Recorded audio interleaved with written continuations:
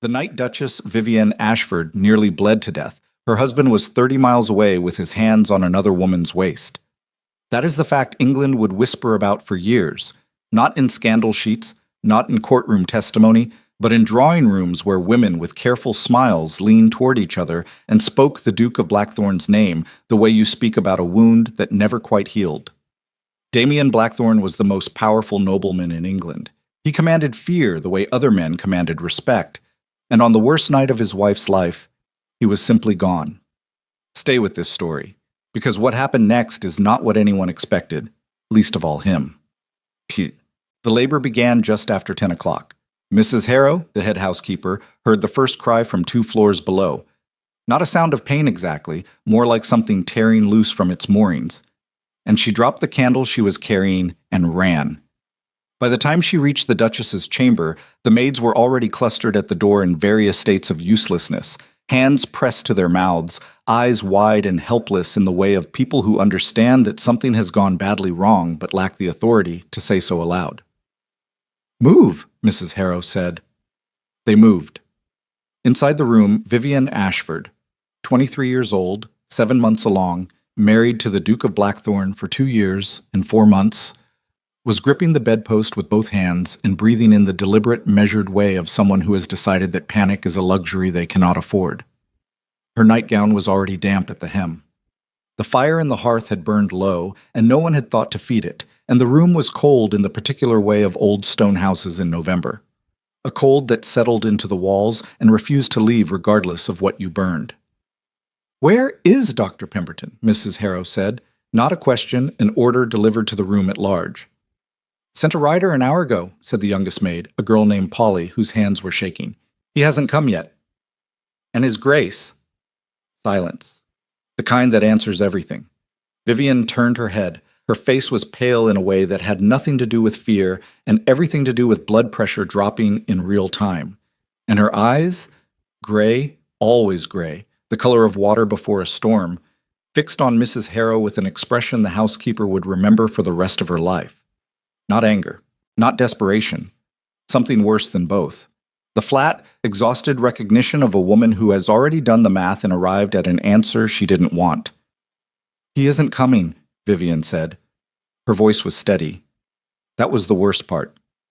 "Don't waste the riders." "Your Grace, we must be— I said don't." She turned back to the bedpost. Her knuckles had gone white.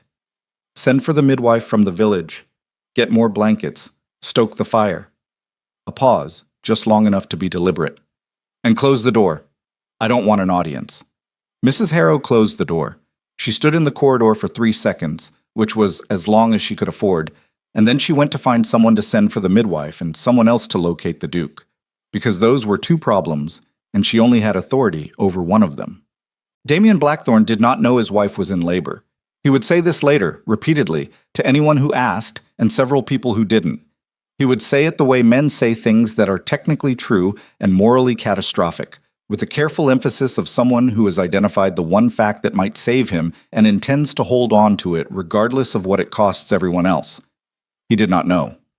That much was accurate. What was also accurate? He had been at the lakeside villa for 3 days. The villa belonged to Lord Ashby, a man whose primary social function was providing other men with places to conduct business they preferred not to conduct at home. Damien had ridden out on a Tuesday morning with 2 servants and no forwarding address left at Blackthorn, which was not unusual. He traveled often. He traveled without ceremony. He had spent the first year of his marriage treating his own home like a posting inn where he occasionally slept. Lady Celine Whitmore had arrived at the villa on Tuesday afternoon, which was also not unusual, because she had been arriving places that Damien happened to be for the better part of 8 months. She was 26, unmarried by choice rather than circumstance, possessed of a face that commanded attention and a mind that operated 3 moves ahead of the room at all times. She had identified Damien Blackthorn as a target the way a hunter identifies terrain. Not with desire exactly, but with the cold professional appreciation of someone who understands exactly what is at stake and has already decided the outcome. Damien, for his part, understood none of this. He thought she was simply a woman who found him interesting. Men of his position frequently made that mistake, and it cost them in proportion to how long it took them to recognize it. "You should stay another night," Celine said. They were at the window. Outside, the lake was dark and perfectly still, and the sky had the greenish tint of a storm building somewhere to the north. Damien had a glass of brandy in his hand that he hadn't touched in 20 minutes. "I told you," he said. "I'm leaving in the morning. You've been saying that for 2 days." "I mean it this time." Celine tilted her head. She had a way of looking at him that was simultaneously attentive and slightly amused, as though she were watching a man attempt something she already knew he would fail at. "Your wife sent 3 letters in the past week," she said. "Did you read them?" "I don't discuss Vivian with you." "Of course not. You simply don't read her letters and discuss something else with me."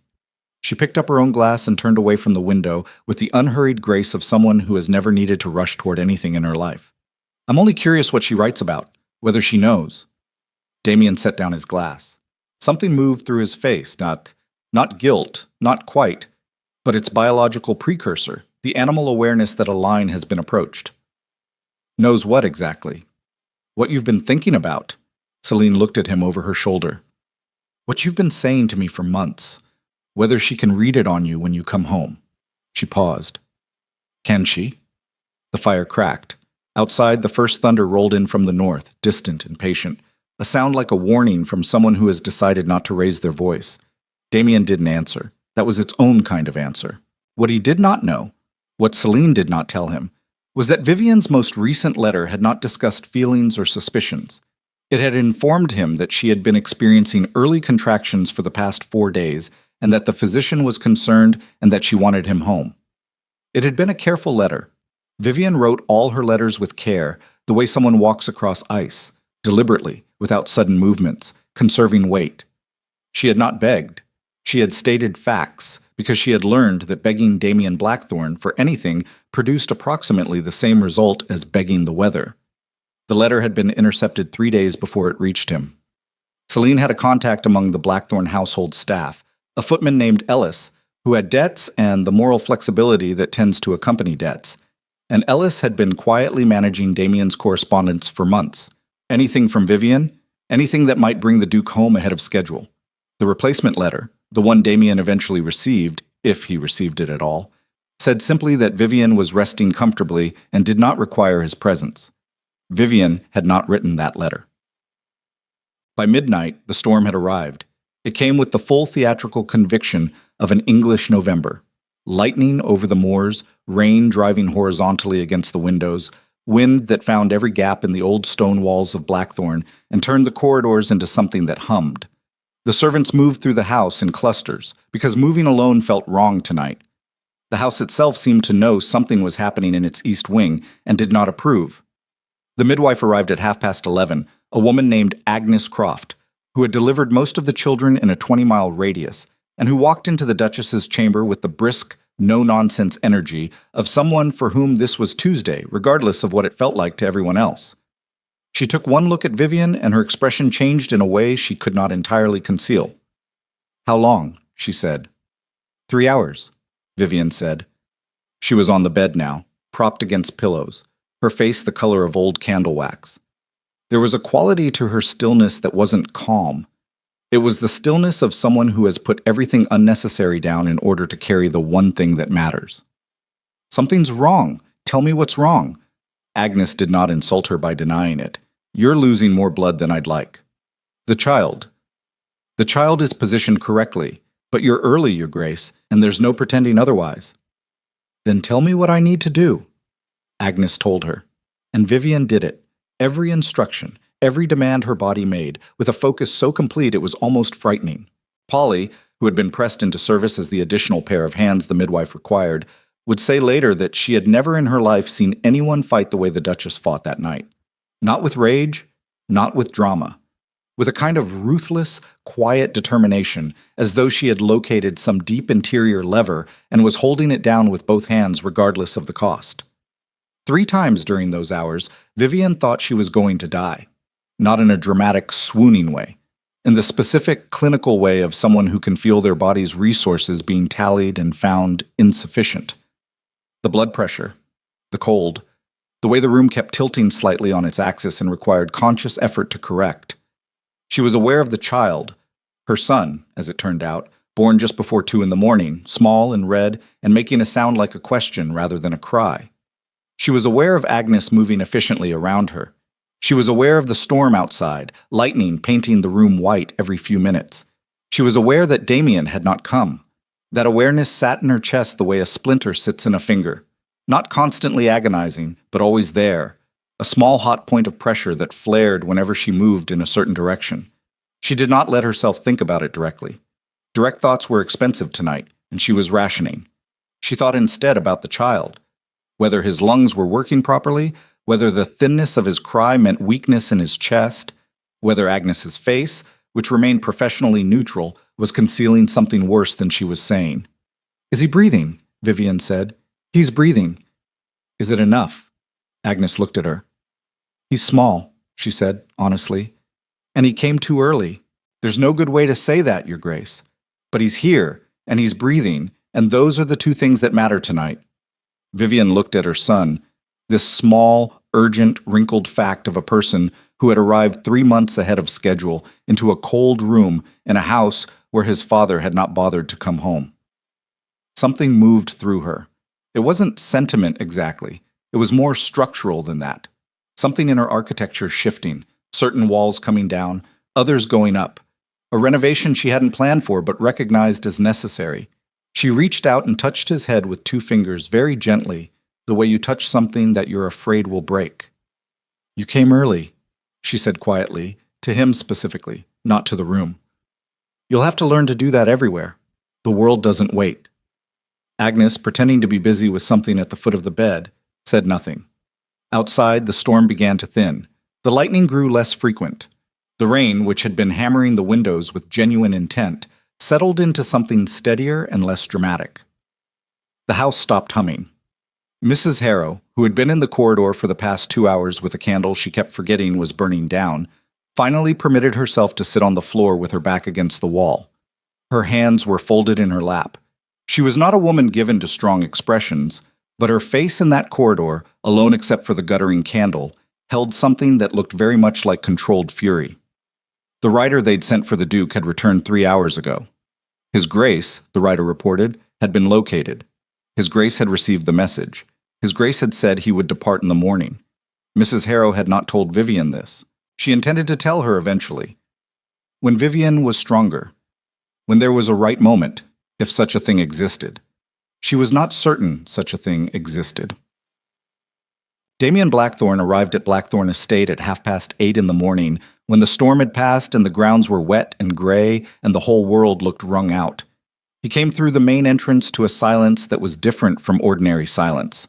The silence of a house that had been through something and hadn't decided yet how to talk about it. The butler met him in the entrance hall with an expression that Damien registered as wrong without being able to immediately identify why. Too careful. Too deliberate. The face of a man constructing a neutral surface over something that was very much not neutral underneath.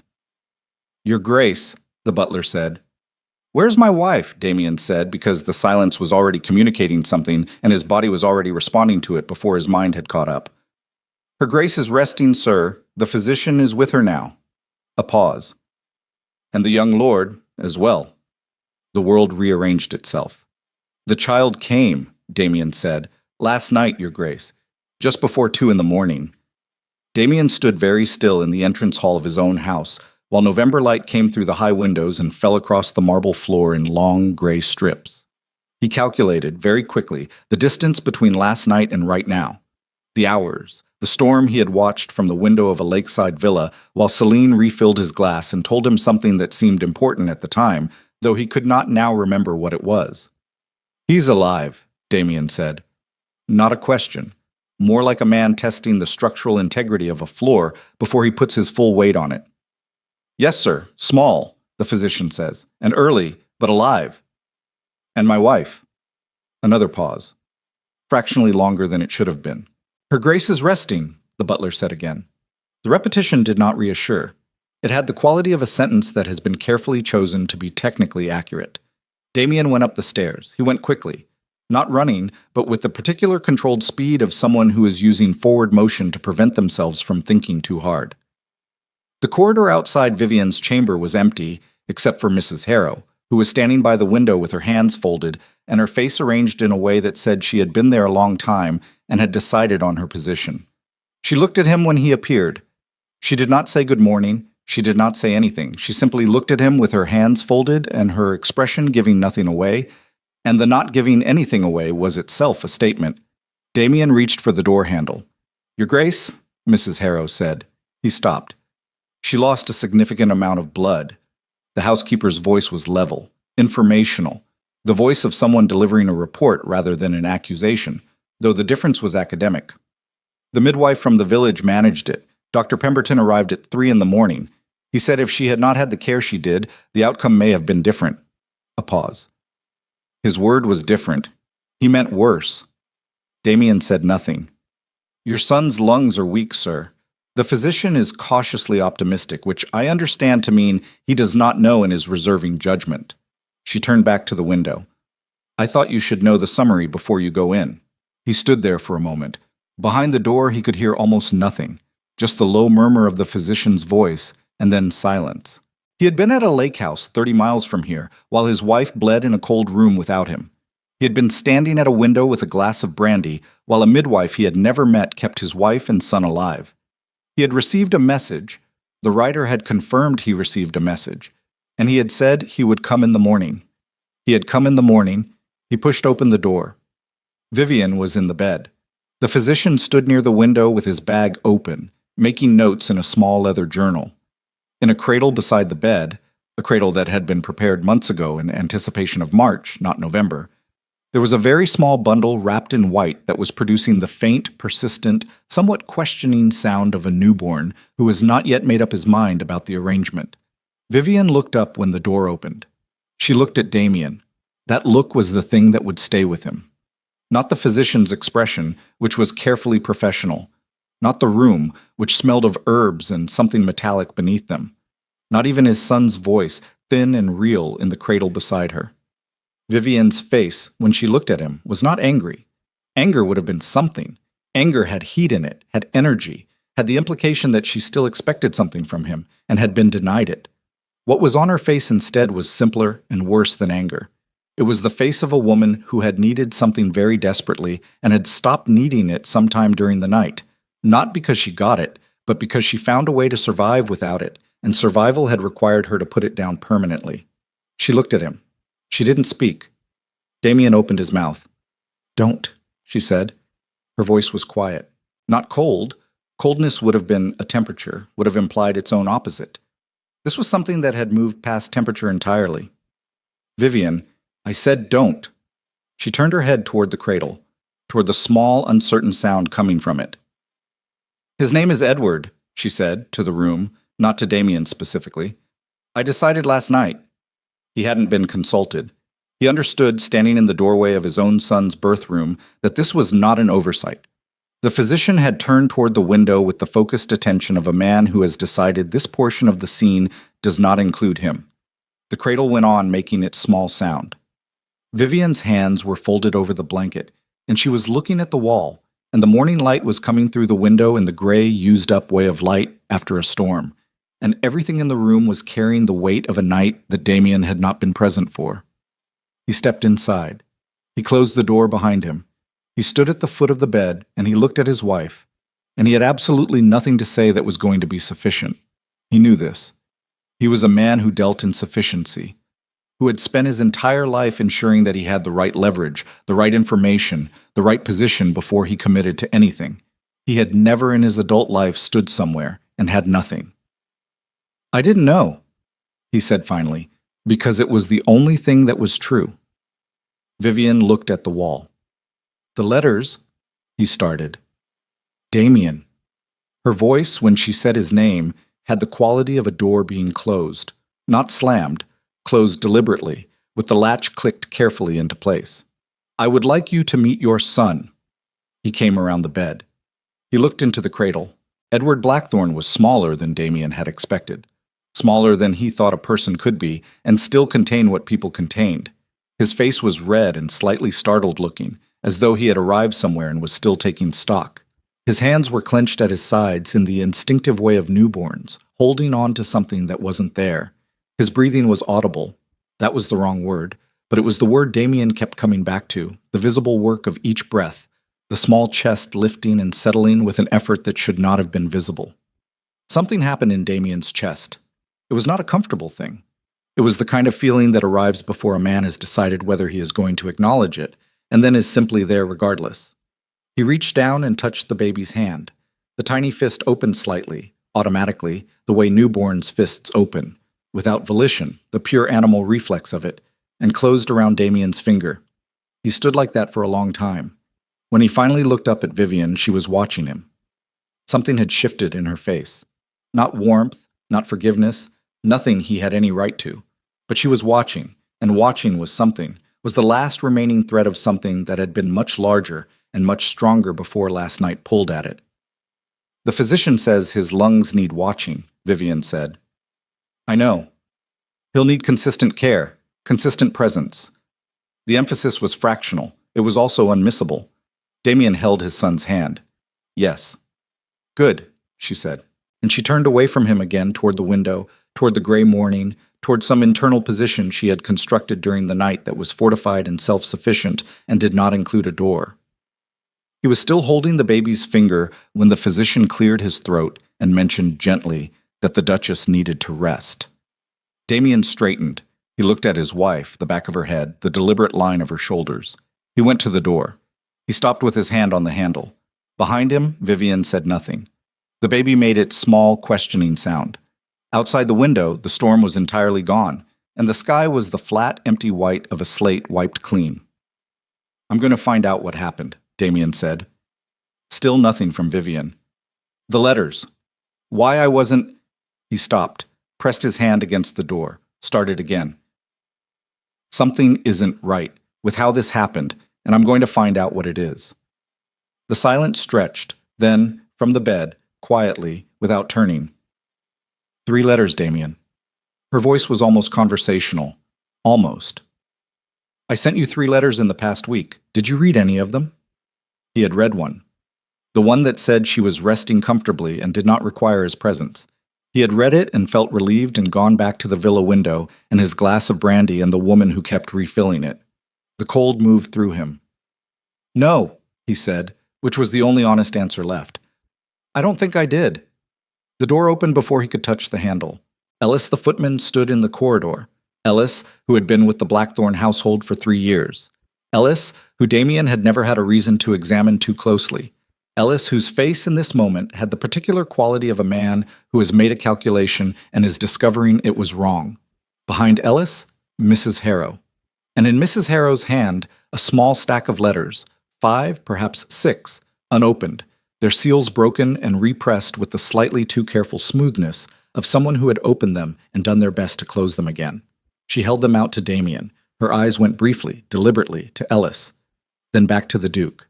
Damien looked at the letters. He looked at Ellis. He looked at the handwriting on the top envelope. Vivian's handwriting, unmistakable, careful, and precise the way she did everything. The date on the top letter was 10 days ago. Your Grace, Mrs. Harrow said, very quietly, I think there is something you need to know. The letters were not the worst of it. That was the thing Damien kept circling back to, standing in the corridor outside his wife's chamber with 5 intercepted envelopes in his hand and a footman in front of him who had run out of things to look at that weren't the Duke's face. The letters were evidence of something. The letters pointed at something larger and colder and more deliberately constructed than a footman with debts could have designed on his own. Damien understood systems. He had built enough of them to recognize one when it was pointed back at him. He looked at Ellis. Ellis had the look of a man who has been calculating his odds for the past 30 seconds and doesn't like the numbers. Inside, Damien said. He said it the way he said most things, without raising his voice, without particular emphasis, in the flat, even register of a man who has not needed volume in a very long time, because the absence of it tends to produce more fear than the presence of it. Ellis went inside. Mrs. Harrow followed. Damien came last and closed the door to the small sitting room at the end of the corridor, the one that faced the moors, the one with the window that was always slightly cold no matter the season. He set the letters on the table. He did not sit down. How long? He said. Ellis said nothing. His jaw worked slightly, the way a man's jaw works when he is deciding between two versions of a story and hasn't committed to either one yet. I'm going to ask you one more time, Damien said, and then I'm going to stop asking and start assuming, and my assumptions will be considerably less favorable to you than the truth. How long? 8 months. Ellis's voice came out smaller than he probably intended. Approximately. The number landed in the room and sat there. 8 months. Nearly the entire duration of Vivian's pregnancy. Damien did the arithmetic without wanting to. The letters that hadn't arrived, the messages that had gone unanswered, the times he had wondered, briefly, whether Vivian had stopped trying and concluded that she had, and decided this meant something about her rather than examining the infrastructure of how his mail was being managed. Who? Damien said. Ellis pressed his lips together. The name, Damien said. Or I start with what I already know and work outward, which will take considerably longer and involve considerably more people, and you will be among the last to benefit from whatever arrangement you're hoping to negotiate. A pause. Then, Lady Whitmore. The name did not surprise him. That was its own revelation. The not surprise of it, the way the pieces assembled themselves into a shape he had already been looking at without registering what it was. Celine. 8 months of managed correspondence, 8 months of Vivian's letters arriving as silence, or as forgeries, smooth and falsely reassuring, telling him his wife was fine, that she did not need him, that everything at Blackthorn was quiet and well. He had believed it because he had wanted to. That was the part that would cost him, not Celine's mechanism.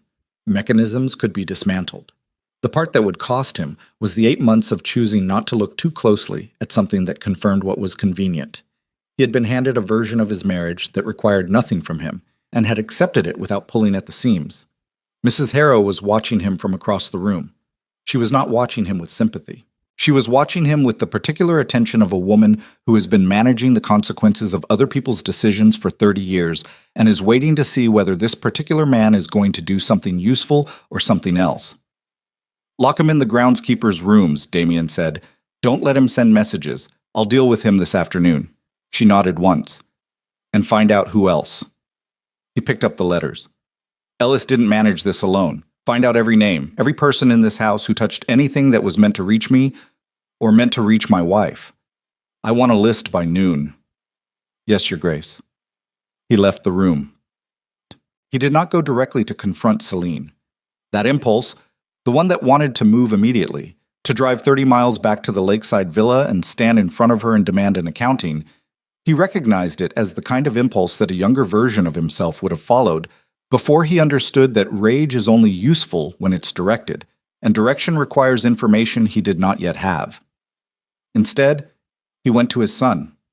The nursemaid, a woman named Greta, who had been hired in anticipation of March and had spent the past month preparing herself for a spring arrival, was in the chair beside the cradle looking exhausted in the specific way of someone who has been keeping vigil all night without authorization to stop. The room was warmer than Vivian's chamber had been. Someone had made sure of that sometime during the night, someone who understood that warmth was the one thing available to offer.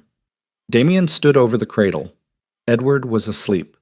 His small chest moved with that visible labored effort that Dr. Pemberton had noted clinically, and Damien could not look at clinically, no matter how he tried. The rise and fall of it was too explicit, too much like something that could stop. Each breath seemed to require a decision. He is fighting, Damien thought. 3 months early, lungs half-formed, arrived into a cold room in a storm without his father present to do a single useful thing, and he is fighting. The thought did something to him that he could not have named precisely and did not try to. He reached into the cradle, touched the back of one tiny hand with 2 fingers, the way he had in Vivian's room, and felt the fingers curl without opening, tighter this time, less reflexive, something that felt marginally more like intention. He stood there for a moment, the Duke of Blackthorn with power over half the county and total powerlessness over the 4 pounds of determined life in front of him, and felt the specific weight of that imbalance settle into his chest. He took to feeding well, Greta said carefully from the chair. Twice in the night. That's a good sign, Dr. Pemberton said. Yes, Damien said. He's small, but there's something in him. She seemed to realize she was offering an opinion to a duke and adjusted her posture. "Forgive me, Your Grace." "Don't," he said. He straightened. "There is something in him. You're not wrong." He left the nursery. He went to his study. He sat at his desk for the first time in 4 days. And he looked at his correspondence. The real correspondence. The stack that Ellis hadn't managed to intercept. And he started from the beginning. The message he sent to the lakeside villa arrived at noon. It was brief. Damien wrote briefly when he was most serious. Ornament in language was something he associated with uncertainty, with the impulse to pad what was thin, and he had never been uncertain in his professional life about what he wanted. The message said only that his business at the estate required his immediate and extended attention, and that he trusted Lady Whitmore would understand. The message that came back arrived at 3 in the afternoon, which was faster than the distance warranted. Celine had been waiting. "I heard about your wife. I'm so relieved she's recovering. These early arrivals are frightening. Do take care of yourself, Damien. I'll be here when things settle." He read it twice. She had heard about Vivian. Of course she had. A network of household informants who had been feeding her information for 8 months would certainly include someone capable of relaying the night's events by morning. She knew the child had come early. She knew Vivian had survived. And her response was this: 4 sentences calibrated to be concerned without being alarmed, warm without being presumptuous, patient in the way of someone who expects to wait and has no doubt about the outcome. "I'll be here when things settle," as though this were a temporary disruption, as though Damien's life were a schedule that had been inconveniently rearranged and would return, in due time, to its prior configuration. He set the letter down. He picked up a pen. He was very still for a moment. Then he wrote a different message, not to Celine, but to Lord Ashby, whose villa it was. He required a complete list of every guest who had stayed at the Ashby estate in the past year. He required it with the authority of the Blackthorn title behind it, which meant he required it by tomorrow, and what he intended to do with the information thereafter was his own business. He sent 3 more letters before evening, 2 to men in London whose usefulness lay in their access to information that moved in spaces Damien could not reach directly. 1 to his solicitor, framed as a general inquiry into the legal dimensions of correspondence interference and household employment law, which was both technically accurate and entirely insufficient to describe what he had in mind. At 6 o'clock, Mrs. Harrow appeared in the study doorway with the list he had requested. 4 names: Ellis and 3 others, a parlour-maid, an under-footman, and the household's external messenger, who had been routing Vivian's outgoing letters through a redirected address for the past 7 months. Damien read the list. He folded it once and put it in the desk drawer and locked the drawer. "All 4 are confined to quarters," Mrs. Harrow said. "I've told them nothing except that His Grace wishes to speak with them at his convenience." "Good. The physician has been again to see Her Grace and the young lord." A pause. "She's asked that you not be sent for unless she requests it." He absorbed this without changing his expression. That was its own kind of discipline. The ability to absorb things without the face giving a receipt. He had cultivated it over 20 years of managing men who looked for weakness in the hinge points, who watched eyes and jawlines and the slight tension around a mouth for anything they could use. "Is she well enough to have that be her choice?" he said. "She is well enough," Mrs. Harrow said, "that Dr. Pemberton believes the crisis has passed. And yes, I believe it is her choice." He nodded once. Mrs. Harrow moved to leave, stopped at the door. "Your Grace." Her voice was different, not the report voice, not the housekeeper's professional register. Something older than that. Something she had clearly decided to say and had been sitting on all day. "I have worked in this house for 22 years. I worked for your father. I have seen a great many things that were not my business to speak about, and I kept that boundary because it was appropriate." She looked at him. "This is outside that boundary. What happened last night, what she went through alone in this house, that is a debt, Your Grace, not a mistake, a debt. And she knows the difference." The room was very quiet. "I know," Damien said. She left. He sat at the desk until the light was entirely gone from the windows. Well, Vivian was not asleep when he came to her door. She knew it was him from the footstep. She had always known his step, the specific weight and rhythm of it, the way it had never quite matched the careful, considerate movement of a man trying not to impose. Damien Blackthorne walked through his own house the way he moved through everything, as though it were already his, because it was, and there was no point in pretending otherwise. She heard him stop outside the door. She said nothing. After a moment, his voice came through the wood, low and even. "I'm not coming in. I just want you to know I'm here." She looked at the ceiling. The candle on the nightstand was burning low and needed replacing, and she had been too tired to ring for it and too stubborn to admit she was too tired. Outside, the moors were dark, and the storm's aftermath had left the air clean in the particular sharp way of November after rain, the kind of clean that almost made up for the cold. From the nursery down the hall, she could not hear Edward, which meant Greta had managed to settle him, which was more than she had managed to do in the first hour after the midwife left. "I found the letters," he said through the door. "All of them. And I found the man who intercepted them. I know where this started, and I know whose hand is in it." She did not answer. "I'm not telling you this to—" A pause. The kind that meant he was choosing words, which was unusual for him. "I'm not telling you to negotiate something. I just don't want you to think you were imagining it. The letters. The silence. None of that was me choosing it." Vivian closed her eyes. She was 32 hours past nearly dying. Her body felt like something had been taken from it and put back in a slightly different arrangement. Functional, but aware of every component in a way that was new and exhausting. She was not angry at him in this moment. She was past the place where anger lived. Anger required a certain kind of energy, a certain residual investment in the outcome, and she had spent so much of herself in the last 2 days that what remained was something quieter and more final. She believed him about the letters. That was the thing she couldn't quite resolve. She believed him about the letters, and it changed nothing, because the letters had been intercepted for 8 months, and in 8 months he had not noticed the silence, had not pulled at the thread of a wife who had stopped seeming to need him, had not wondered why a woman who had written to him twice a week for 2 years had apparently gone quiet. He had accepted the quiet the way a man accepts something convenient, without examination, without asking why the ground underfoot had become so smooth.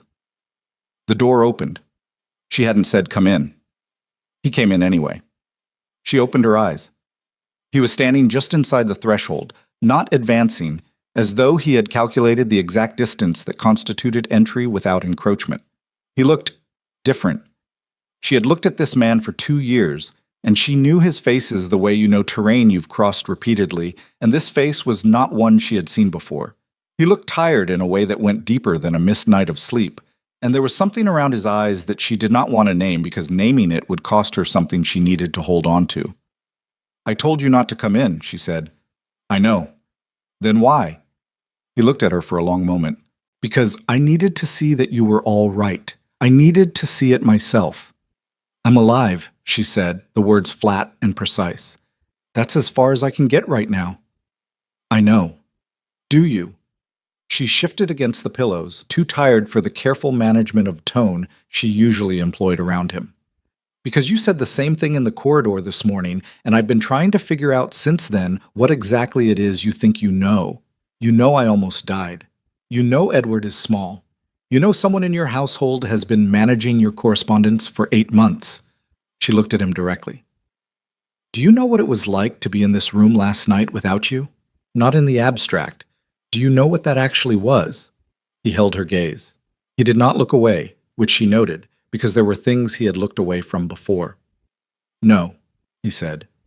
"I don't, and I'm not going to pretend I do." "That's the first honest thing you've said to me in longer than last night." The candle guttered. Neither of them moved to address it. "I'm going to deal with this," Damien said. "Celine, the staff, all of it. I'm going to dismantle every part of what she built in this house, and I'm going to make certain nothing like this." "Damien," her voice stopped him the way a wall stops forward motion. "I don't care about Celine right now." He waited. "I care about the fact that you were 30 miles from here, and a rider reached you, and you said you would come in the morning." Each word landed separately. "I care about the fact that even without the intercepted letters, without Lady Whitmore's interference, you still chose to wait until morning. That choice was yours. No one managed that one." The silence that followed was different from the silences that had come before it. Those had been comfortable silences, silences he had occupied without noticing. This one had weight. This one was alive with something that both of them could feel, but only one of them had the vocabulary to name. "You're right," he said. She looked at him. "I can't defend it," he said. "I'm not going to try." Something moved through her face. Not forgiveness. She was nowhere near that country yet. But something. The slight shift of someone who has braced against an incoming denial and found instead an open hand, and doesn't yet trust what that means. "Go," she said. "Edward will need feeding again in 2 hours, and I want to sleep before then." He went. But at the door he stopped, and she knew he had stopped before he spoke, because there was a quality to his stillness she recognized. The stillness of a man arriving at something he did not have a prepared position for. "I went through the letters," he said, not turning around. "All 5 of them, the real ones. The ones Celine's man was holding." A pause. "You wrote to me in the 3rd one that you were frightened, that the physician was concerned and you were frightened and you wanted me home." Another pause. "I didn't know you were frightened. In 2 years, I had never heard you say that." Vivian said nothing. "I should have," he said. "I should have known." He left. She lay in the dark with the guttering candle and the clean, cold air from the moors, and her son sleeping down the hall with his small chest working for each breath. And she stared at the ceiling, and she felt the thing she had been holding very carefully since the night before begin to develop a crack in it. Small, hairline, the kind of crack that does not immediately compromise a structure and yet cannot be unfelt once you know it's there. She pressed her hand against her sternum. She was not going to forgive him because he had said the right thing once. She was not built that way, and she had no intention of being rebuilt. But she was, against her will, against the deliberate fortification of the last 30 hours, beginning to understand that the man who had come in through that door was not the same man who had remained at a lakeside villa while she bled. Something had broken in him too, somewhere in the hours since morning. She did not know yet whether broken things could be made useful.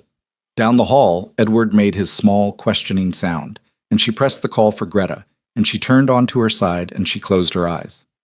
She did not sleep. In a room she could not see, in a house 30 miles away, a woman named Celine Whitmore received the 2nd message from Blackthorn Estate that day. Not from Damien, but from the last informant she had not yet been informed was compromised, and read it twice and set it down, and looked out at the dark lake with the expression of someone revising a plan they had thought was finished. The revision was not small. She had not accounted for Vivian's surviving. Celine Whitmore had not survived 36 years in English aristocracy by being careless. She had survived it by understanding one thing that most people in her position refuse to understand, that the moment you stop planning for the worst outcome stopped being a contingency and became a schedule. She had grown up watching women of her class treat security as something that arrived on its own, through the right marriage, the right alliance, the right set of circumstances aligning at the right time. And she had watched those same women dismantled, one by one, when the circumstances shifted. She had decided at 17 that she would not be dismantled. She had been working toward that decision every day since. The message from Blackthorn had arrived at 9:30 in the evening, not from Damien. That was the first wrong note. In 8 months of managed correspondence, every message that moved between the villa and the estate had carried either Damien's hand or the neutral administrative language of household staff relaying his instructions. This message came from a different hand entirely, cramped, hurried, the writing of someone who had composed it quickly and under pressure. It was also unsigned, which meant whoever sent it was already uncertain whether they would be in a position to claim authorship. 4 names given. Ellis and 3 others confined. His Grace knows the source. You should leave before morning. Celine read it, set it down on the table beside the window, picked it up and read it again. She was not panicking. Panic was a young person's response to information, the response of someone who had not yet learned that information was only useful when you held still long enough to read it correctly. What she felt instead was something colder and more precise. The sensation of a plan encountering friction, the need to reassess load-bearing structures and identify which ones could bear additional weight. Ellis was gone. She had expected Ellis might eventually become a problem. He was a man of ordinary intelligence and extraordinary debt, and those 2 qualities in combination produced a ceiling on reliability. She had not expected him to go this quickly, but she had built for it. Ellis knew only his own piece of the mechanism. He could give Damien names. He could confirm 8 months of managed correspondence. He could not tell Damien the full scope of what she had constructed, because Ellis had never been given that view. The question was what Damien had already figured out independently. She looked out at the lake. The water was black and perfectly still, and the night air had the specific clarity of late autumn, each star shockingly precise. Beautiful. The way things are beautiful when you're looking at them through the lens of a decision you haven't made yet. She had not accounted for Vivian surviving. That was the honest assessment. The physicians had been concerned. She had a contact, a different contact, not in the household but adjacent to it, who had confirmed the early labor was dangerous, the blood loss significant. Celine had calculated a range of outcomes and weighted them accordingly, and in the weighted range, the probability that Vivian Blackthorne would be a functioning obstacle 36 hours after an emergency premature delivery had been low. The probability had been wrong. She began to compose. Not letters, not yet. She began at the desk beside the dark lake to compose the next version of the plan, the version that operated without Ellis, without the household network, without the quiet infrastructure she had spent 8 months building. She had done more with less before. She had built her entire position in English society out of less.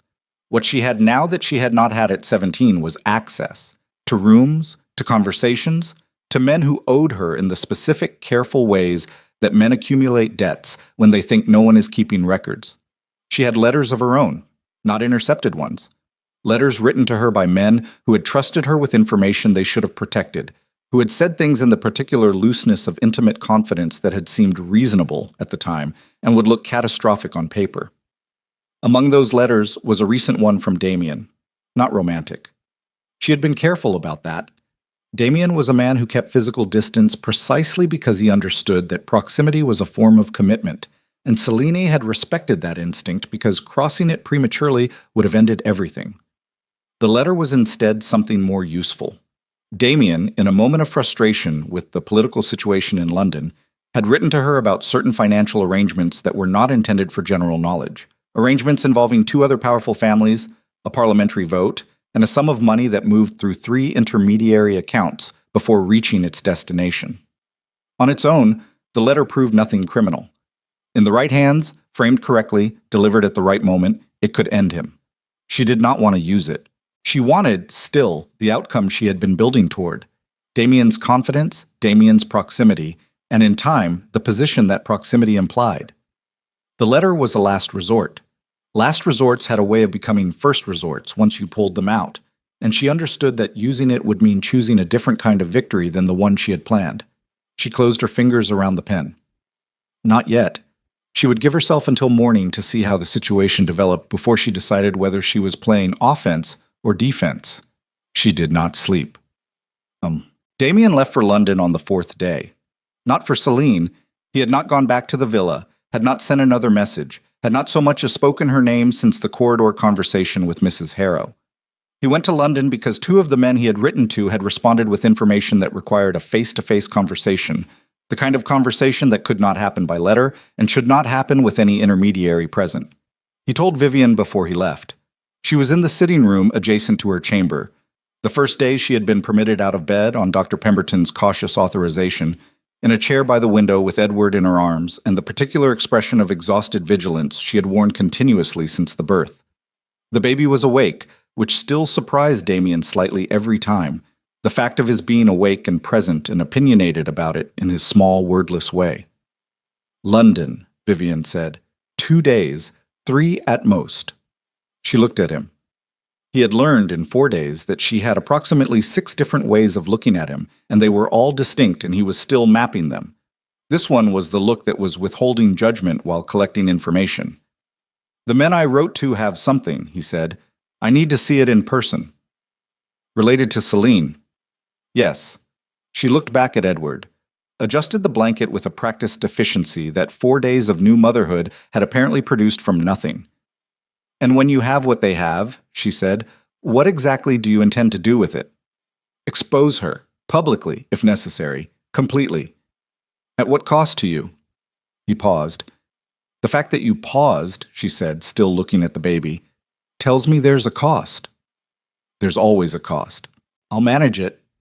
You'll manage it, she repeated flatly, in the tone of someone who has heard this sentence before and knows its track record. And if the managing requires things that make everything worse before they get better, Vivian, I am a person in this situation, Damien, not a room you leave and come back to. I would like to be consulted on things that will affect my life and my son's life before they are decided. The room was very quiet. He had not, he realized, been thinking of it that way. He had been thinking of it as his problem to solve, his failure, his mistake, his network of consequences to dismantle. He had been operating in the mode he always operated in. Identify the threat, assess the resources, execute. The fact that the threat had grown in the soil of his marriage, and that his marriage contained a person who had standing opinions about the growing and the dismantling, had not been fully integrated into his planning. "You're right," he said, for the second time in 4 days. It was getting easier, which seemed wrong, but he did not examine that. "Tell me what you know," she said. He told her. Not everything. There were pieces he was still assembling, but the structure of it. 8 months of interference. Ellis and the 3 others now dismissed without reference. The redirected outgoing letters. Celine's presence at every location Damien had occupied for the past year. The pattern of it. The logistics of it. How it would have required a level of prior planning that preceded their meeting. Vivian listened without interrupting. The baby slept against her chest. "She was planning this before she met you," Vivian said when he finished. "Yes. So you were the target specifically, not just an opportunity." "My title, my seat, my political position, yes." She was quiet for a moment. Edward made a small sound and she moved automatically, the adjustment so reflexive it looked like breathing. "She studied you," she said. "She knew how you operated, what you responded to, what you were willing to ignore." A pause. She was right about that last part. He absorbed this. "Yes. I'm not saying that to wound you. I'm saying it because if you go to London and expose her without understanding that she studied you, she will have a contingency for whatever you bring. She'll have anticipated it." He looked at her.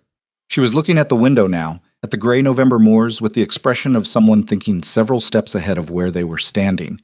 He had married this woman and spent 2 years treating her as peripheral, as present but not particularly load-bearing, and in 4 days of crisis she had demonstrated a mind that operated in the same register he operated in, only quieter, and therefore invisible until she chose to deploy it. "What would you do?" he said. "I would find out what she has on you," Vivian said, "before I moved against her, because she will have something. A woman who plans 8 months in advance does not walk into an exposure without a prepared response." London. 2 days. He had already been planning to ask the right questions, but she had sharpened the question. Not just what Celine had done, but what Celine was holding. "I'll be back in 3 days," he said. Vivian nodded once. Then, without looking at him, "Be careful." It was not warmth. It was something more provisional than warmth. But it was real, and it was directed at him, and he held on to it for the entire 4-hour ride to London in the way a man holds on to something he is not sure he deserves, but is not yet willing to put down. Oas. The first meeting was with a man named Graville, who operated at the intersection of political intelligence and aristocratic gossip in the way that certain men in London specialized in, knowing which of those 2 categories any given piece of information actually belonged to, and charging accordingly for the distinction. Greville had 3 things for him. The first was a guest record. Lady Celine Whitmore had stayed at the Ashby Villa 9 times in the past 14 months, twice before Damien had ever been there.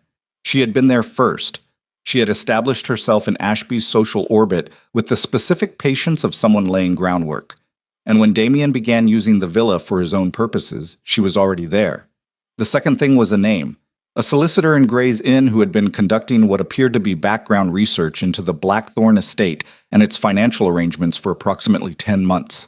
Not Celine's solicitor of record.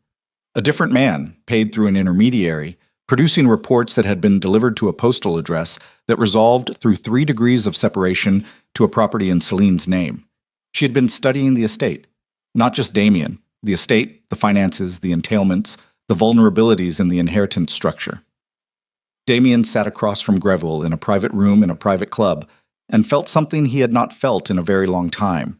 He felt it in his sternum, a cold and very specific pressure, the feeling of recognizing that the ground under his feet was less solid than he had been assuming. The third thing Greville had was the part that changed the temperature of the room.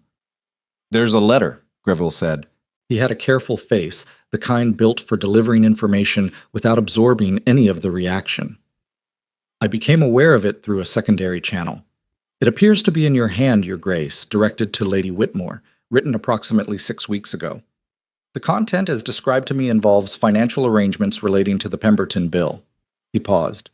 The secondary channel suggests she is prepared to use it. Damien was still. The Pemberton Bill. A parliamentary vote 3 months prior, one that had affected the tax arrangements of 4 major estates, including Blackthorn. The financial movement Greville was referring to was legal in structure and deeply compromising in appearance, money that had moved to influence the outcome of a vote, through channels that were opaque by design. Damien had written the letter in a moment of frankness that he had not considered risky, because he had believed he was writing to a woman he could trust with frankness. He had been wrong. She hasn't used it yet, Greville said. Because she still wants the other outcome, Damien said. His voice was even. He could feel his own pulse in a way that was unusual. She'd rather have the position. The letter is insurance. That's my read as well. He looked at the table. There was a glass of brandy in front of him that he had not touched, and he looked at it now with the mild abstraction of a man whose mind is moving faster than his face. He had walked into London thinking he was the hunter. The letter meant he was also the prey, had been for weeks. Celine had constructed a position that worked in either direction. If Damien came back to her willingly, she had what she wanted. If he moved against her, she had leverage sufficient to destroy what he was trying to protect. He thought of Vivian's voice.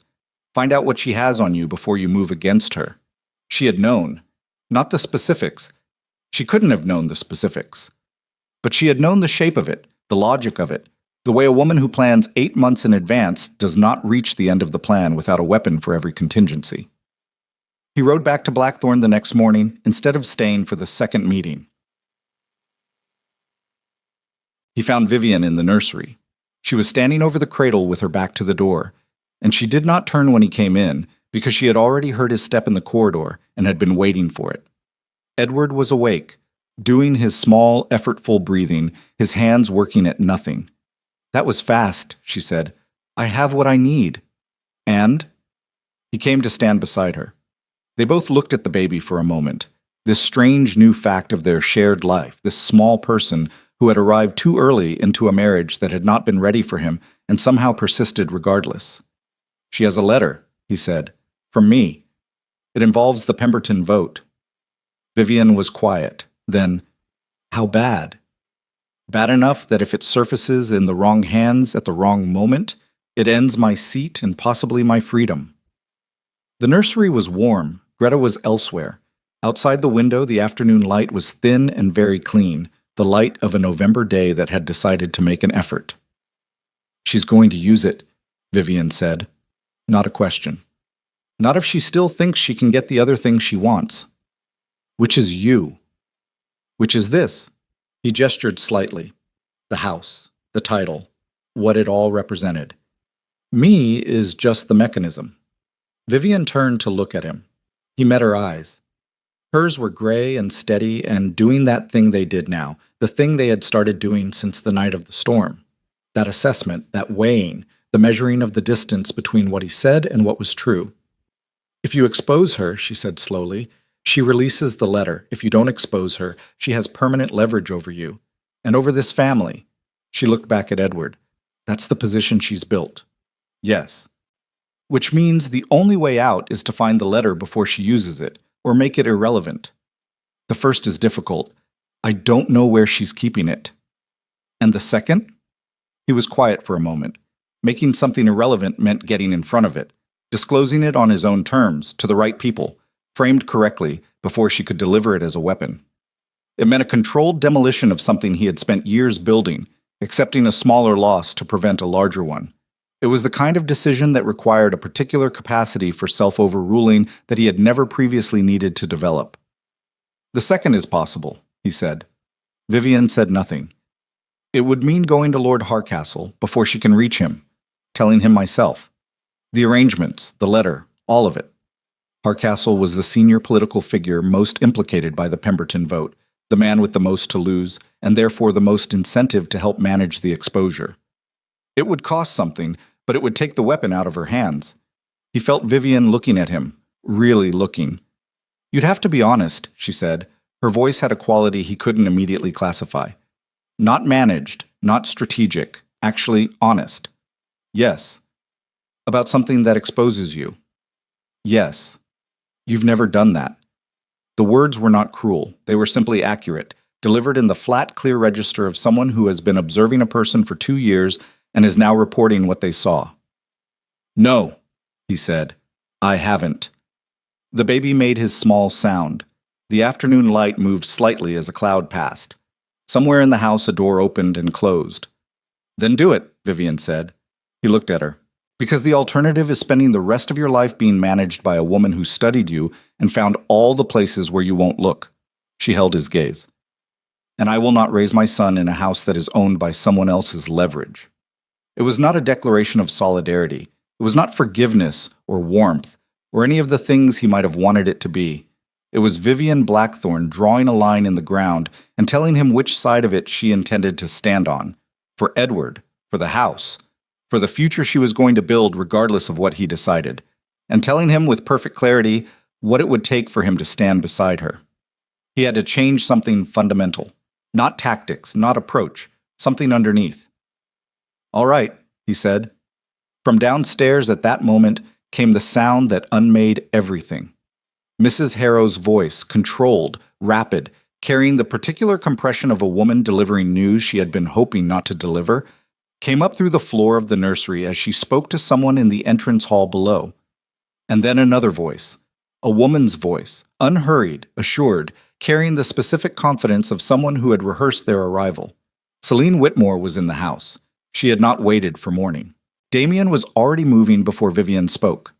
Not toward the stairs, toward Edward. He crossed the nursery in 4 steps and lifted his son from the cradle with hands that were steadier than they had any right to be, and he turned and held the child out to Vivian with the specific deliberateness of a man transferring something irreplaceable to the only person he trusted with it. Vivian took him. She didn't ask why. She had already heard the voice from downstairs, and her face had already done the thing it did, gone still, gone internal, the calm that wasn't calm, but was its functional equivalent, the face of a woman who had learned to process threat without showing it. Stay here, Damien said. Don't tell me to stay here. Vivian, I am 5 days past nearly dying in this house. Her voice was quiet and absolutely inflexible. I am not going to sit in the nursery while that woman is in my entrance hall. He looked at her. Edward breathed against her chest, small and steady and present. He thought of all the arguments available to him, her health, the physician's instructions, the advantage of controlling the encounter without her present, and understood, in the time it took to think them, that none of them would work and none of them should. She had as much standing in this house as he did. More, by some measures, he was only beginning to properly calculate. Then give me 30 seconds, he said. Let me get downstairs first. She nodded once. He went.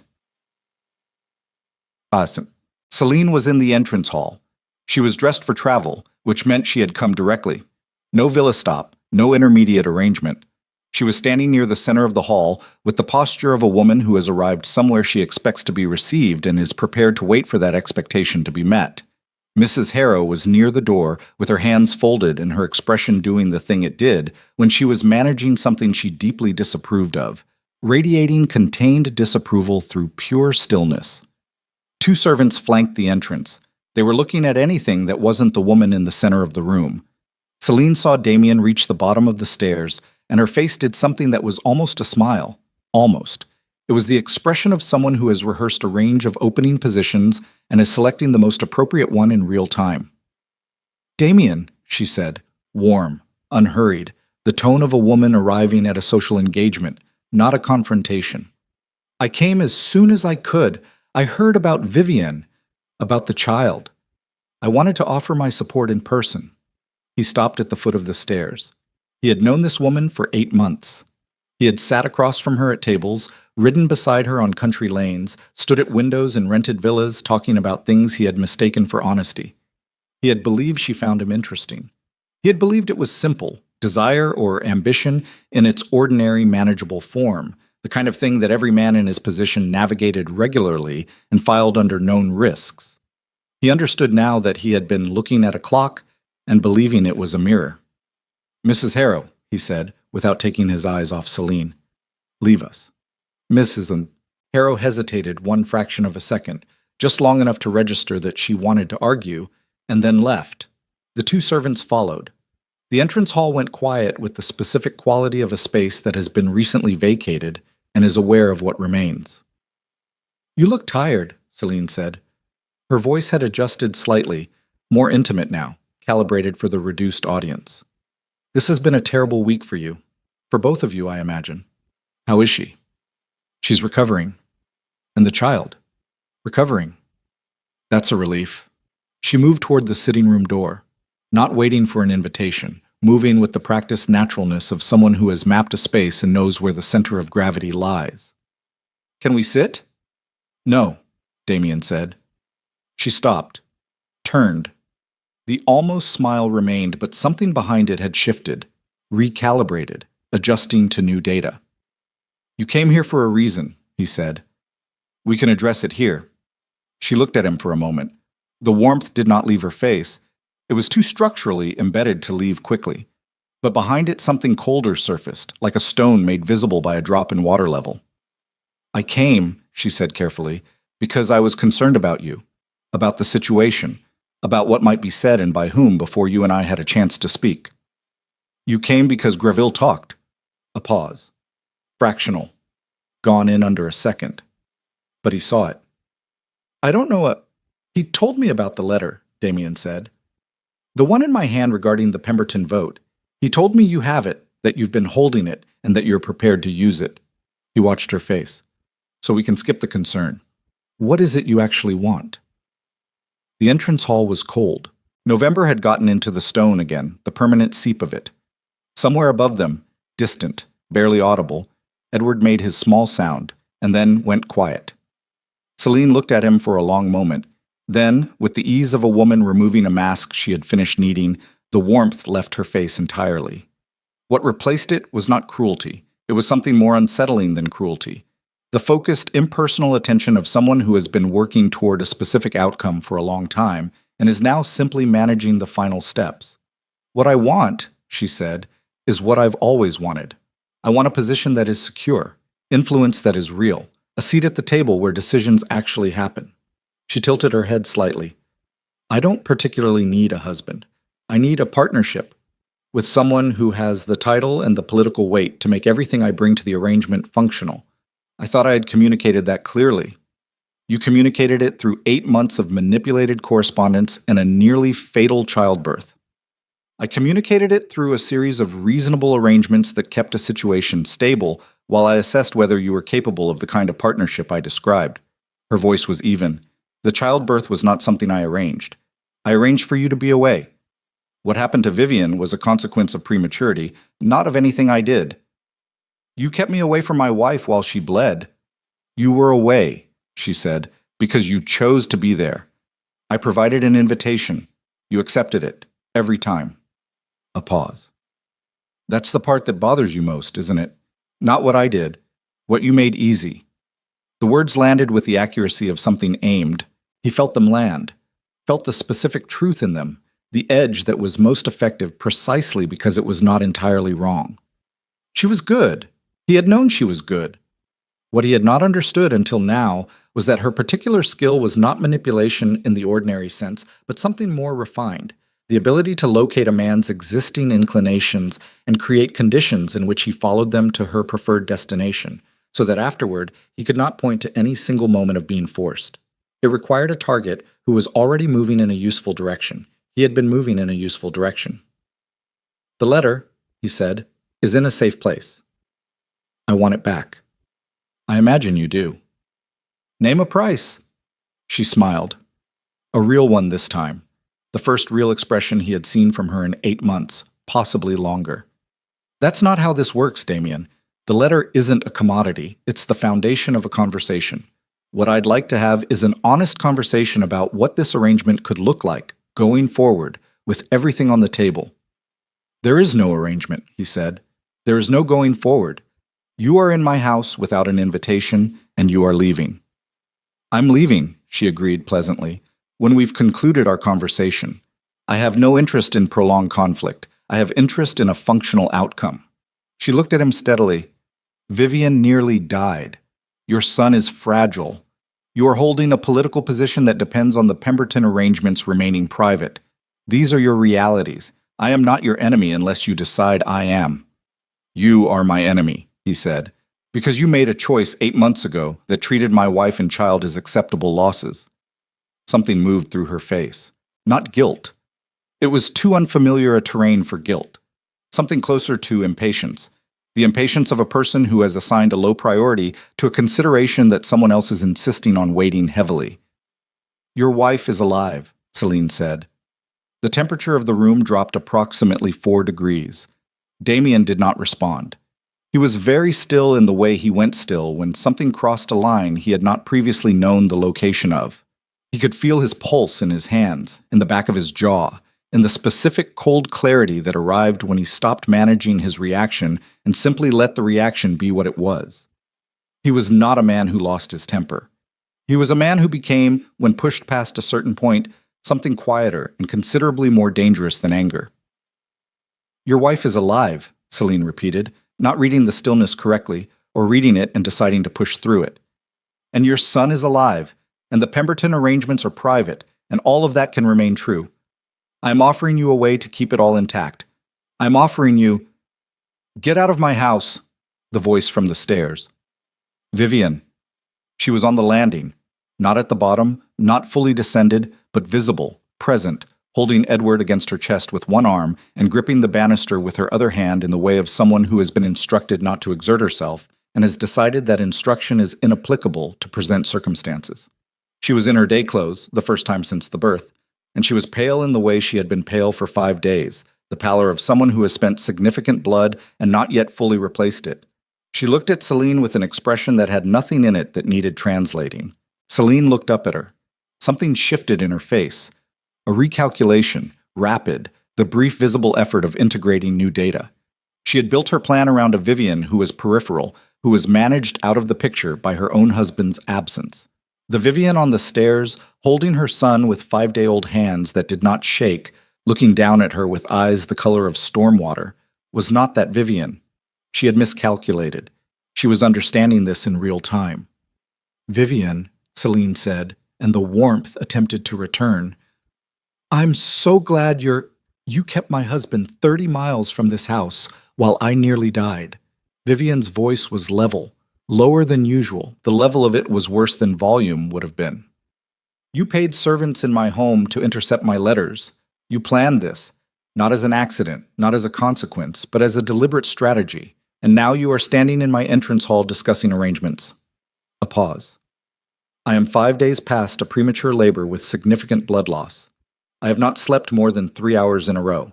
I am in no condition to be gracious." Another pause. "Get out." Celine was quiet for a moment. She looked at Vivian, then at Damien, then back at Vivian with the expression of a woman revising her model of the situation at significant speed. "The letter?" she started. "Use it," Vivian said. Damien looked at his wife. "Use it," she said again, still looking at Celine. "Release it. Send it to whoever you think will do the most damage with it. Because my husband is going to Lord Harcastle this week, and he is going to disclose every arrangement in it himself, on his own terms before you can." She shifted Edward slightly against her chest. "You built a position that depends on Damien being afraid of exposure. He is going to remove that foundation, and when he does, the letter is worthless." A pause. "So use it now if you're going to. It won't matter by Friday." The entrance hall was perfectly silent. Celine looked at Vivian for a long moment. The calculation behind her eyes was visible now in a way it had never been. The mask fully gone, the actual machinery running in plain view. She was looking at a woman she had dismissed as a variable and discovering she was a load-bearing wall. Damien had not known Vivian was going to say that. She had not consulted him. She had come down the stairs with 5-day-old legs and stood on his landing and called Celine's fundamental position, the letter, as leverage, and staked the entire game on his willingness to do what he had said he would do. On his honesty. On the change she had told him had to be real and not strategic. He had told her he would go to Harcastle. He had meant it when he said it. She was betting everything on the difference between meaning something and doing it. He looked at her. She was not looking at him.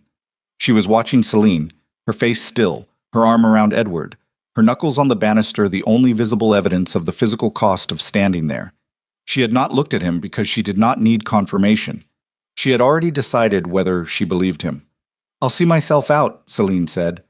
Her voice was even. Whatever she was feeling, recalculation, fury, the particular cold of a plan meeting its first genuine obstruction, none of it reached her voice.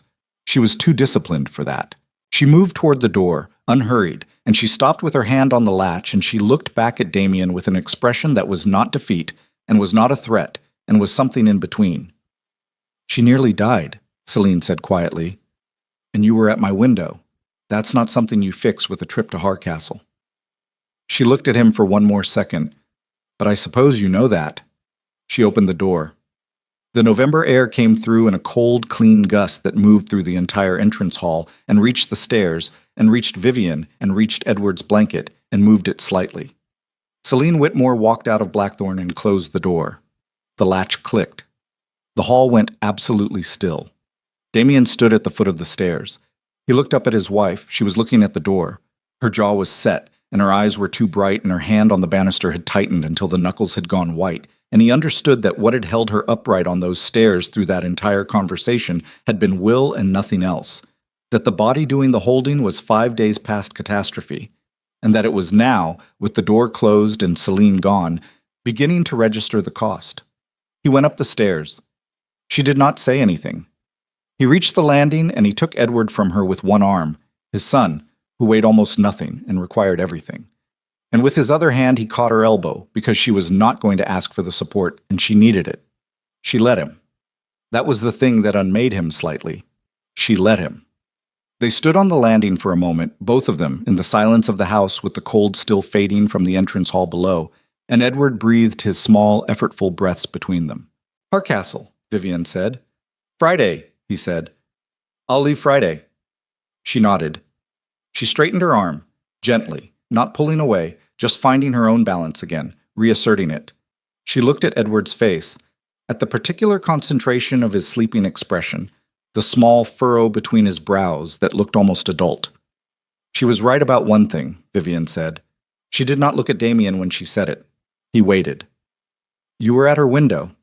She said it the way you say something that has been sitting in the room with you for days and has finally used up all its patience. Not because she put you there, because some part of you chose to be somewhere you didn't have to think about what was happening here. She was quiet for a moment. That part is the thing that has to change. Not the letter, not Celine. That part. He had nothing to offer in response that wasn't insufficient. "I know," he said. She turned toward the nursery. He walked beside her, carrying Edward, the three of them moving through the corridor in the particular quiet of people who have survived something together and not yet determined what that survival means for whatever comes next. He would go to Hardcastle Friday. He would sit across from the most powerful political figure in his circle, and he would disclose, without preparation or management, the full contents of the Pemberton arrangements, and he would accept whatever followed. Not because it was strategic, because Vivian had stood on those stairs on 5-day-old legs and staked her entire gamble on his capacity to be honest, and he would not make her wrong. He laid Edward in the cradle. The baby stirred, frowned, settled. Behind him, Vivian sat in the chair by the window. The afternoon light was going apour. The short days of November, the dark arriving earlier every evening. She looked out at the moors. "There's something else," she said, something in her voice.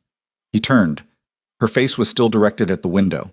The light was on her profile, and in that light, thin and honest and unsparing, he could see how much the last 5 days had cost her, how much the last 5 minutes had cost her, and beneath that, something else, a new quality, recently arrived, that hadn't been there before, a kind of determination that was not the same as her ordinary resolve.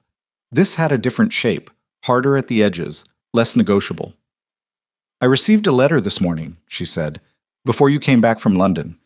I wasn't going to tell you until after Celine." He waited. "It's from my sister." She turned from the window. Her eyes met his. "Charlotte is in London. She's been speaking to people in Celine's circle. She says Celine has been circulating a different story. Not the Pemberton letter, something else." She held his gaze. She has been telling certain people in London society that Edward is not your son. The floor did not move. The walls did not move. The nursery was perfectly still, the candle on the table burning without flicker, Edward in the cradle breathing his small, steady breaths. Damien stood in the silence of the room and understood that the confrontation he had thought was finished had not finished, had not even fully begun. Celine had been in this house 20 minutes ago. She had walked out calmly, without the letter weaponized, without her position secured, having lost the encounter by every visible metric. And she had already been burning a different fire. The letter was a retreat. This was the real weapon. Not his political exposure, but Vivian's honor, Edward's legitimacy. The one wound that had no administrative solution, that could not be addressed with a trip to Hardcastle, that would live in the drawing rooms of London regardless of what any document said, because society did not require proof for the stories it chose to keep. He looked at his son. Edward breathed. In and out. Steady, small, real. How far has it spread? Damien said. Vivian's voice when she answered was the steadiest thing in the room. Far enough, she said, that Charlotte heard it from 3 separate sources before she wrote to me. A pause. There is a winter ball in 6 weeks. Lord and Lady Pemberton's estate. Every significant family in England will be there. She looked at him. Celine will be there. 6 weeks. The ball. Every significant family in England, and a story already moving through the invisible arterial network of their world, carried on breath and whispered between measured sips of wine, growing the way those stories always grew, gathering detail it had never possessed, acquiring certainty it had never earned. Damien understood, standing over his son's cradle in the thin November light, that everything he had done this week, the confrontation, the planning, the willingness to go to Hardcastle, had been the preparation for a fight he had not yet entered. The real fight was 6 weeks away, in a ballroom full of people who had already been handed a story, with a woman who had anticipated every move except the one he hadn't made yet, because he did not yet know what that move was. This is a work of complete fiction created for entertainment purposes only. All characters, events, and situations depicted are entirely imaginary. 6 weeks is a long time when you are learning to be a different person. Damien understood this in the way you understand things that have no theoretical dimension, not as a concept, but as a daily physical fact, the way hunger is a fact, the way cold is a fact. Every morning he woke before the house and went to the nursery and stood over Edward's cradle for 10 minutes in the dark, listening to him breathe, and every morning the breathing was slightly stronger than the morning before, and every morning Damien thought about what it meant that this was now the first thing he needed. Not correspondence, not the day's political arrangements, not any of the machinery of power he had spent 20 years maintaining. This, the sound of his son's chest working. He went to Hardcastle on a Friday, as promised. He sat in the man's study in London, and he laid the Pemberton arrangements on the table, and he explained them without management or preparation, in plain language that left no interpretive exits. Hardcastle listened with the expression of a man receiving information he has suspected for some time and had hoped would organize itself without his direct involvement. When Damien finished, Hardcastle was quiet for a long moment. "You're getting ahead of something," Hardcastle said. "Yes." "A letter." "Yes." Hardcastle looked at the papers on the table. He was 62 years old and had survived 5 administrations by understanding precisely when a controlled exposure was preferable to an uncontrolled one. He picked up the papers, read them once more, and set them down. "I'll need 2 weeks to manage the framing," he said. "If this surfaces on my terms and yours simultaneously, it's a financial irregularity. If it surfaces on someone else's terms, it's a scandal." He looked at Damien steadily. "You understand the difference?" "Yes." "And the woman with the letter?" "I'll handle her." Hardcastle nodded once, with the crisp finality of a man closing a door on a room he does not intend to revisit. "Then we understand each other." Damien rode back to Blackthorn the same evening. He walked into the house at 10 o'clock, handed off his coat, and went directly to Vivian's sitting room, where she was awake by the fire with a book she was not reading and Edward in the cradle beside her chair.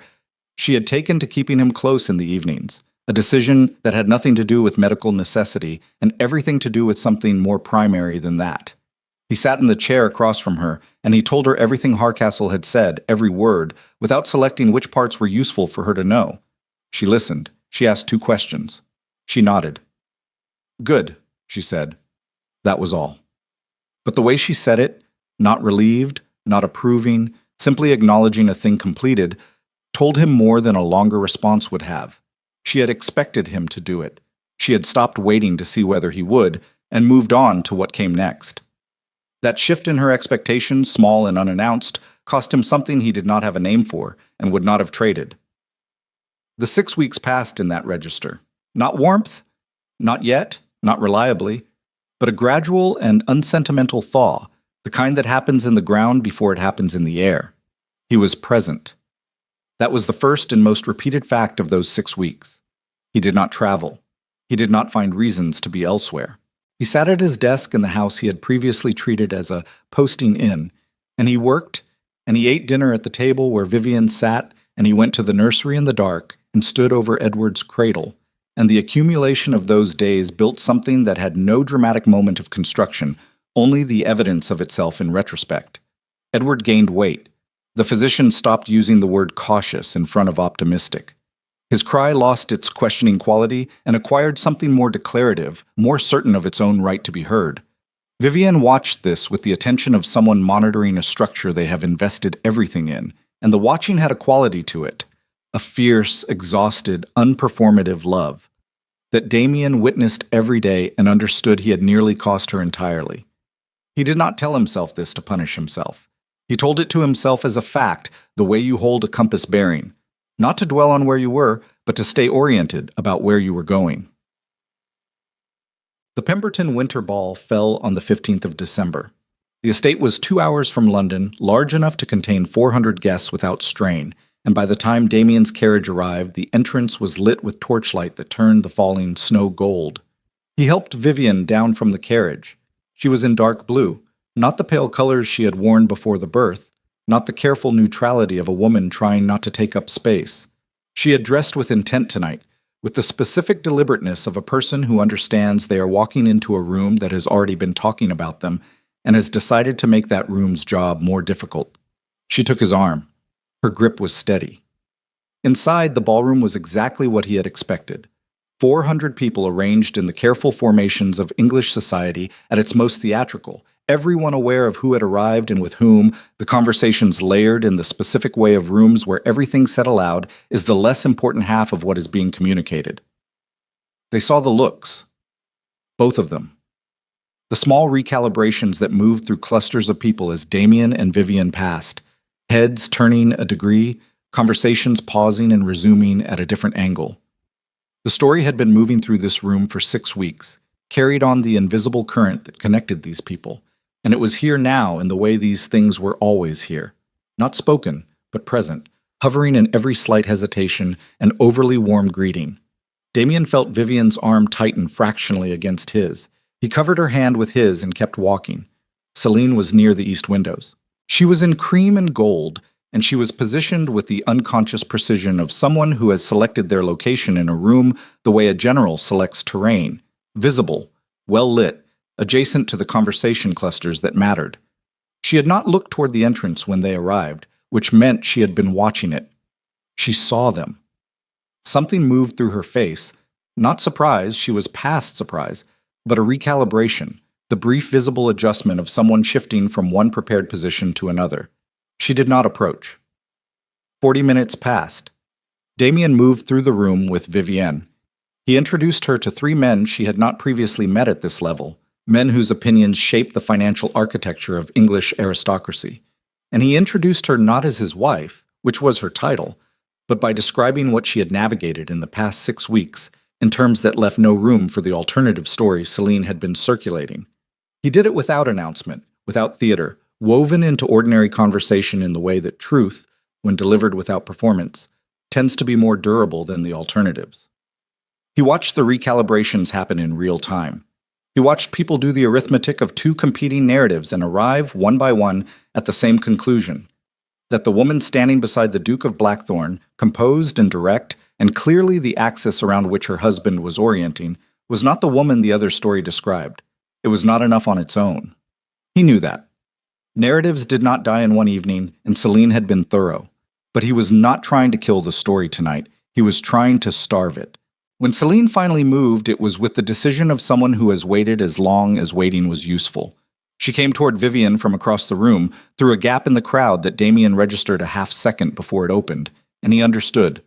Too late to reposition, not too late to be present, that this was the encounter she had come for, that everything tonight had been arranged around this approach, this angle, this specific gathering of witnesses. "Vivienne," Celine said. Warm. The warmth was extraordinary, actually. The sustained performance of it, the seamlessness. "You look wonderfully recovered. I was so relieved to hear the child was thriving." The room did not stop. It continued its noise and motion, but the people nearest to them, 8, 10, the precise number required to constitute a public moment, were listening. Vivian looked at Celine. In the 6 weeks since Celine had been in the entrance hall of Blackthorn, something had finished settling in Vivian's face. The storm water quality of her eyes had not changed, but what was behind them had, the raw, close to the surface quality of the early days after the birth, had been replaced by something that sat further back, quieter, more permanent. The look of someone who has processed a thing fully and filed it and is now operating from a position of complete clarity about what it was. "Thank you," Vivian said. Her voice was pleasant, entirely pleasant, and entirely empty of anything that could be used. Celine waited for more. It did not come. "I understand you've been through quite an ordeal," Celine continued.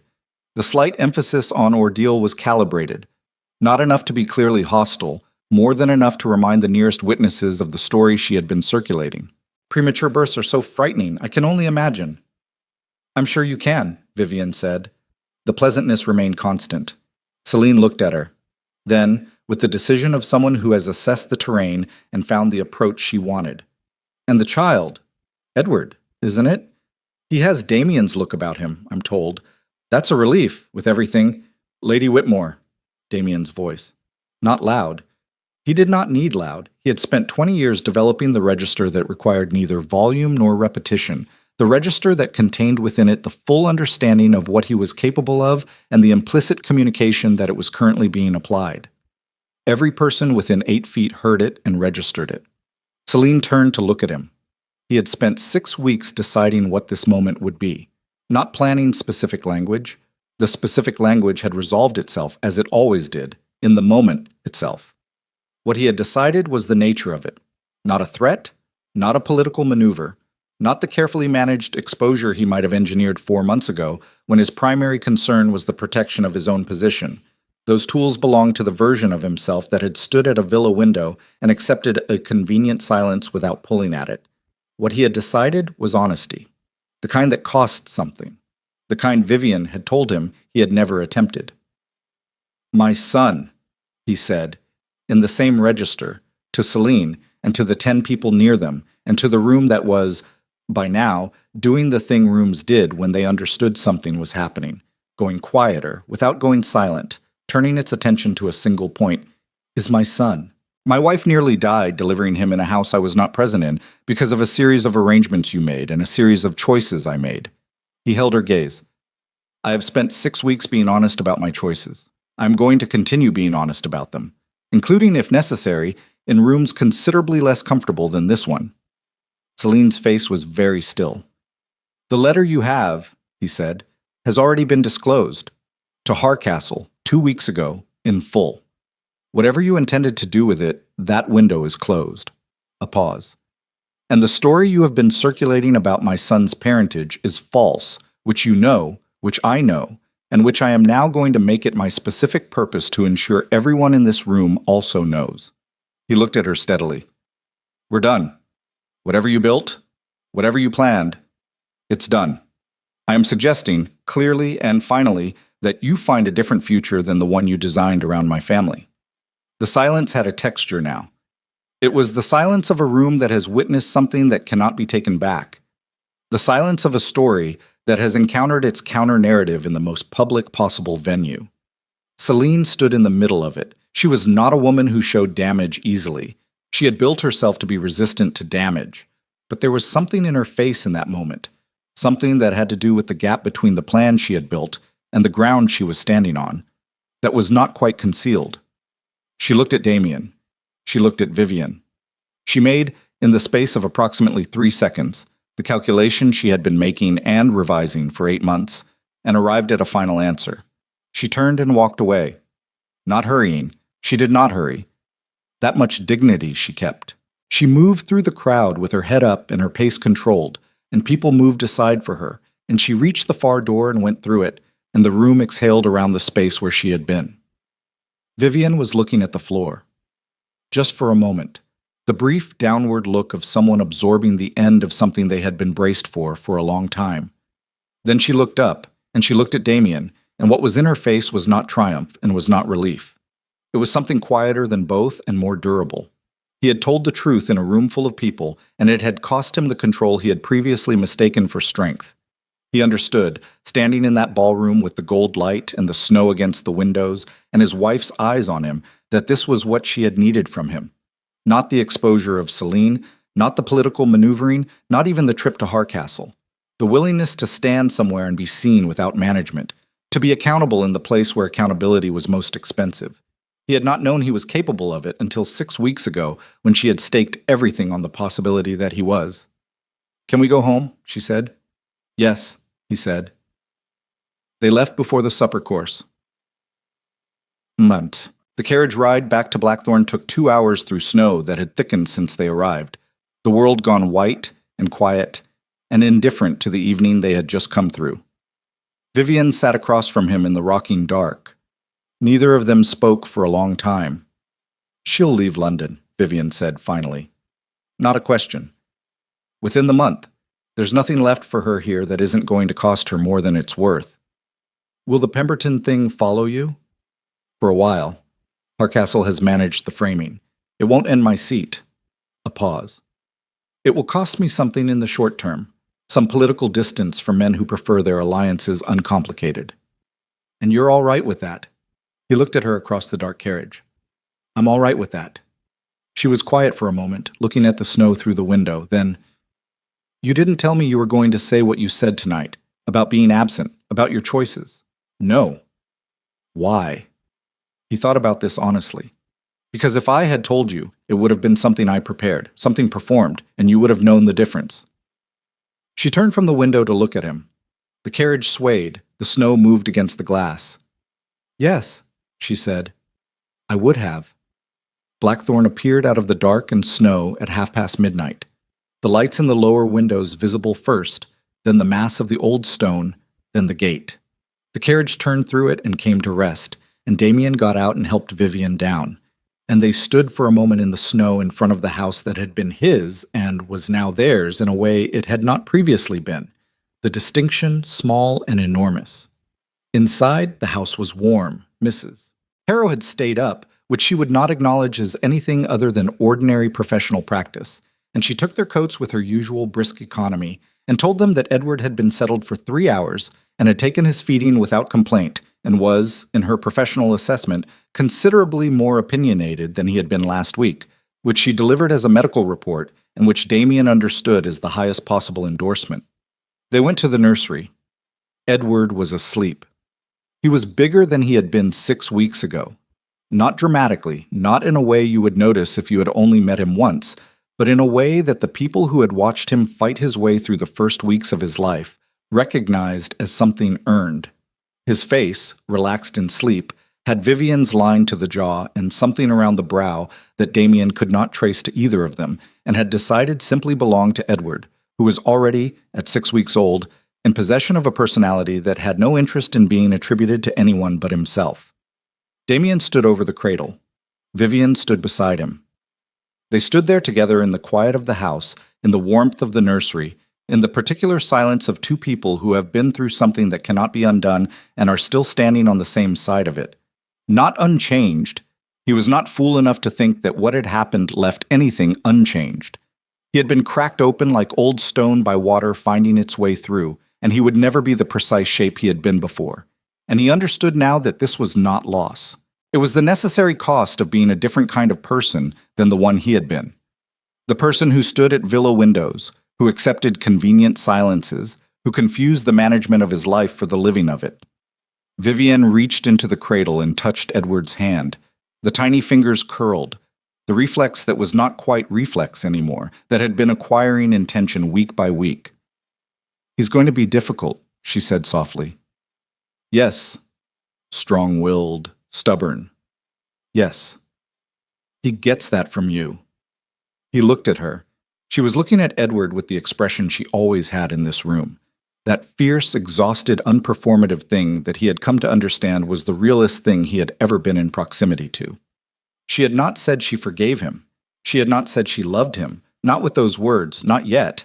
Perhaps not for a long time. But she was here, standing beside him in the dark, touching their son's hand and including him in a joke about stubbornness.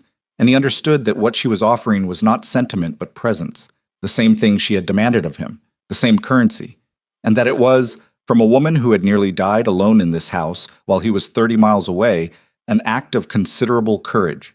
He reached into the cradle and covered her hand with his, very lightly, the way you touch something you have come close to losing and have not yet stopped being afraid of.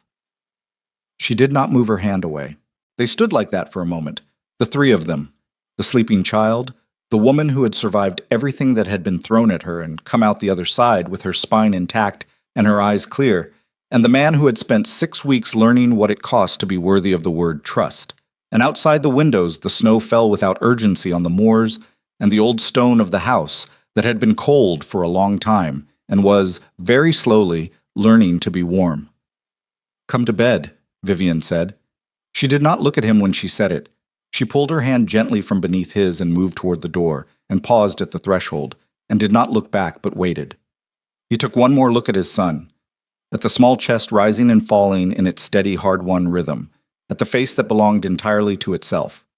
Then he crossed the nursery and went to the door where Vivian was waiting, and they left the room together, and behind them Edward breathed on in the dark, quiet, and certain and entirely unaware of the story he had been born into, and had, simply by surviving it, already begun to change. 1 year later, the Blackthorn name would mean something different than it had meant before that November storm. Not because the scandal had been erased. Scandals did not erase, they simply became part of the sediment, but because the man who carried the name had stopped carrying it the same way. He carried it now the way you carry something you have chosen rather than inherited, with the knowledge of what it cost and the decision, renewed every morning over a cradle in a dark nursery, to be equal to it. Vivienne became, in that year, the woman England had not known she already was, present at every table her husband sat at, consulted on every decision that affected the estate and the people on it, moving through the aristocracy with the specific authority of someone who has been tested at the level that matters and has not broken. Not fearsome in the way Damien was fearsome, differently, more interesting. The kind of authority that comes from having no performance left, from having shed it all in a cold room in November and come out the other side with only what was real. And Damien Blackthorn, the most powerful nobleman in England, learned in the year after the storm what he had never had occasion to learn before, that the hardest thing a man built the way he was built could do was not intimidate or dominate or endure. It was to stand in a room full of people and be seen without armor. To say, to anyone who asked, that he had been absent when it mattered and had spent every day since then choosing to be present. To say it not as confession, but as fact, with the flat clarity of a man who has stopped needing the version of himself that would have been too proud to say it. He was not good at it, not naturally. It was work, every day. Some days harder than others, but he did it. On the anniversary of the night he almost lost everything, he sat beside Vivian at the Pemberton ball. Different year, same room, the room that had witnessed the end of Celine's architecture and the beginning of something that had no name yet, except ongoing. And he held her hand at the supper table without minding who saw, and she let him, and Edward was at home with Greta sleeping through the night for the first time, with the confident unconsciousness of a child who has no doubt about where he is or whether he is wanted. Damien looked at his wife. She was talking to the woman beside her about something he was not following, and her face in the candlelight had the quality it had now in unguarded moments, open in a way it had not been 2 years ago, not soft exactly, still entirely itself, but with the walls arranged differently, some of them down, the ones that had come down because they no longer served a purpose. She glanced at him, caught him looking, held it for a second. "What?" she said, the way she said it now, half challenge, half something else. "Nothing," he said. She looked at him for another moment with those gray eyes that had seen every version of him and had chosen, against all reasonable odds, to remain in the same room as the current one. Then she turned back to her conversation. He kept her hand. Outside the windows of the Pemberton estate, the English winter was doing what it always did: relentless, indifferent, cold enough to be honest. Inside, the candles burned and the room was full of people who told stories about each other to make sense of a world that refused to hold still. And somewhere in the middle of all of that, without announcement, without drama, Damien Blackthorne held his wife's hand in a room full of witnesses and understood that this ordinary, costly, irreplaceable thing was the only title that had ever mattered.